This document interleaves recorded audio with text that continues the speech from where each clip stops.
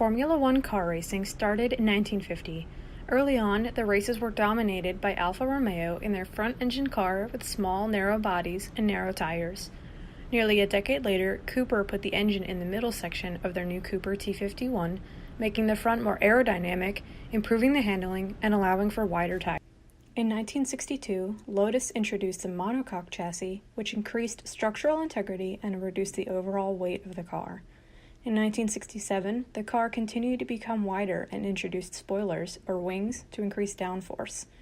Downforce is a force acting upon a moving vehicle which presses the car toward the ground, giving it increased stability and allows it to grip the road more efficiently.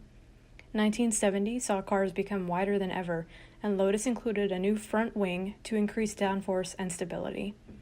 In 1977, Renault introduced the first turbo engine, which proved unreliable at first, but through development saw Ferrari, Alfa Romeo, and other manufacturers to catch on. Ever the innovators, Lotus created the first aerodynamic ground effects, which debuted on their Lotus 78, creating an area of downforce on the underside of the car. This allows drivers to take corners faster.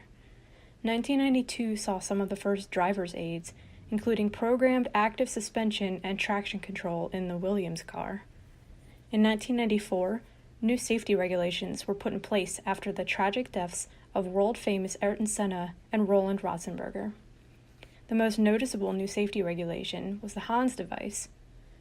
Jumping ahead to 2009, the KERS system, which stands for the Kinetic Energy Recovery System, allowed kinetic energy to be stored when braking and be transferred as a temporary boost in horsepower.